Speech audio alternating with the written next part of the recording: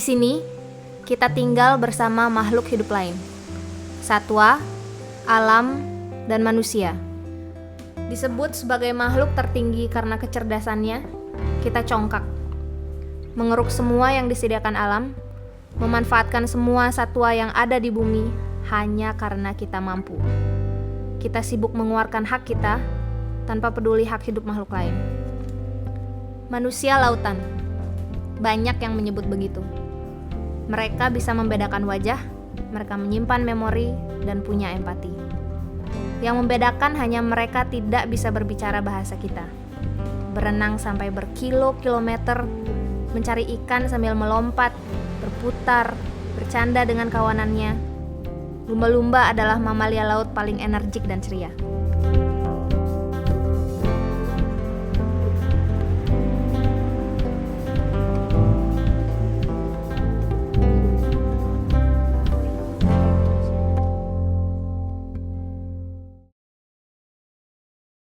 Pada 2012, Menteri Kehutanan Indonesia mengilegalkan sirkus lumba-lumba. Pernyataan itu diprakarsai oleh ramainya protes dan tanda tangan petisi untuk membebaskan 2 lumba-lumba di salah satu restoran di Bali. Beliau menyatakan di depan media nasional dan internasional bahwa sirkus lumba-lumba diilegalkan. Sebuah surat perjanjian ditandatangani oleh 9 lembaga konservasi yang setuju menghentikan sirkus diluncurkan. Tapi nyatanya, sirkus lumba-lumba masih ada.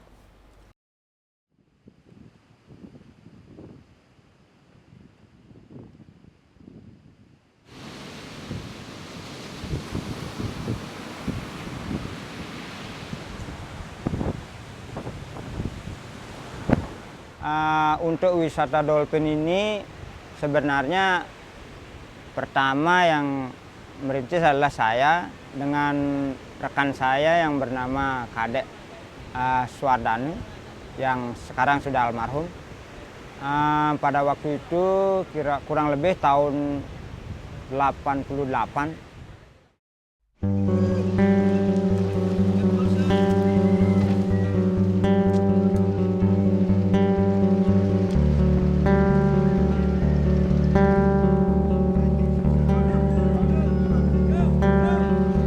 Bali adalah salah satu pulau yang bisa menunjukkan bahwa lumba-lumba di alam liar jauh lebih mengesankan. Di pantai utara Bali, Lovina, sekelompok nelayan berprofesi sebagai pemandu wisata lumba-lumba di laut.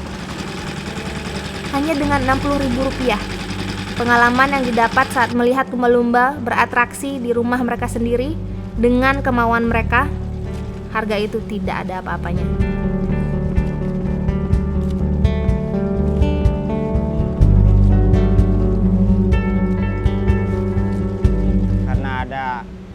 Wisatawan yang datang ke sini yang berasal dari Inggris, terus kita ajak berlayar untuk berwisata berlayar. Nah, di tengah perjalanan berlayar kita jumpa lumba-lumba dan dia menawarkan saya untuk menjadikan ini sebagai objek wisata.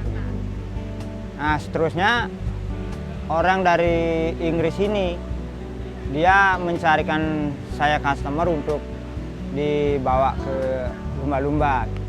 Nah, selama dia tinggal di sini ya kurang lebih 1 minggu lah. Dia tinggal di sini, dia mencarikan saya customer dan saya antar ke sana untuk melihat lumba-lumba. Nah, sejak itulah saya terus berkecimpung di bidang lumba-lumba ya, objek wisata lumba-lumba sampai sekarang. Saya tertarik dengan wisata lumba-lumba karena mengacu daerah kita ini adalah daerah pariwisata dan sekaligus kita sebagai anak dan juga sebagai orang yang tinggal di daerah kita pariwisata di sini, secara langsung kita juga bisa mempromosikan daerah wisata ini dengan wisata lumba-lumba.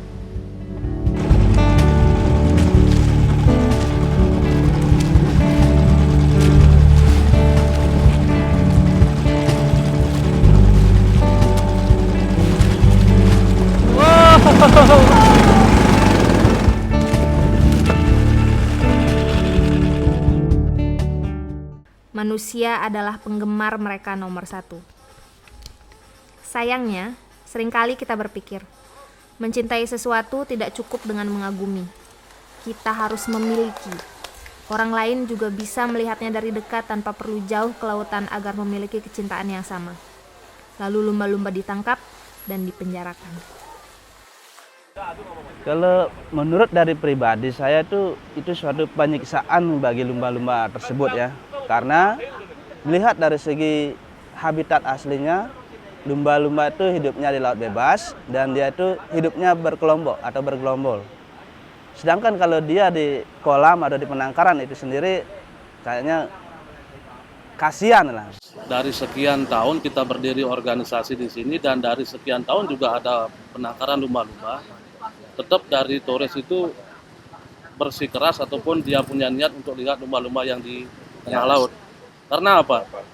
Mereka sering loh lihat di penangkaran. Dan di penangkaran itu juga kan cuma beberapa ekor, paling banyak cuma 5 ekor. Tapi mereka lebih antusias untuk melihat di sini kan karena bisa kita lihat banyakan ratusan, bisa ribuan juga kan. Nah di situ dari turis mancanegara punya antusias tersendiri bagaimana melihat lumba-lumba dalam kategori di alam dan bagaimana lihat lumba-lumba dalam kategori penangkaran gitu. Hanya di Indonesia, sirkus lumba-lumba keliling masih memiliki peminat yang begitu banyak. Lumba-lumba masih dianggap hewan penghibur dan bukan mamalia laut yang seharusnya bebas di alamnya. Satu-satunya yang tertinggal di atraksi sirkus lumba-lumba adalah senyum palsunya. Jeritan minta tolong mereka tertutup tepuk tangan penonton dan lagu dangdut remix. Edukasi apa yang didapat dari hal semacam itu? Memperkaya yang sudah kaya dan ikut andil dalam penderitaan lumba-lumba. Sebenarnya sih kita di sini kan melihat lumba-lumba itu adalah lumba-lumba liar, bukan lumba penangkaran. Mungkin nantinya akan berdampak menjadi suatu persaingan bisnis lah istilahnya. Sudah itu nantinya seandainya yang ada atraksi di kolam itu, siapa tahu nanti tamu-tamu pada datang ke sana dan kami di sini kehilangan tamu yang melihat atraksi lumba-lumba pada habitat yang aslinya. Sudah mulai dari perekonomian pernah terpuruk di kawasan seperti di Lopina ini, kita mulai bangkit dengan adanya tamu lokal, tamu mancanegara, sehingga perekonomian agak ya bisa terangkatlah sedikit.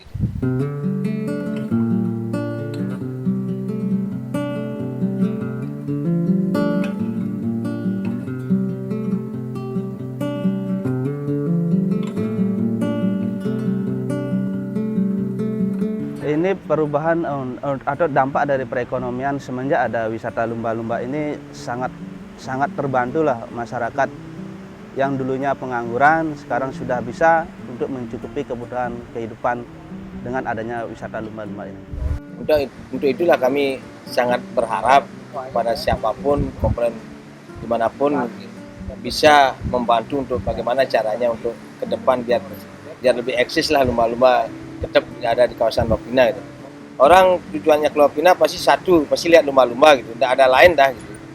Dan kita harap untuk ke depan khususnya pemerintah daerah kita tersendiri mempromosikan bagaimana Lovina kita ini. Apa yang ada di daerah Lovina ini.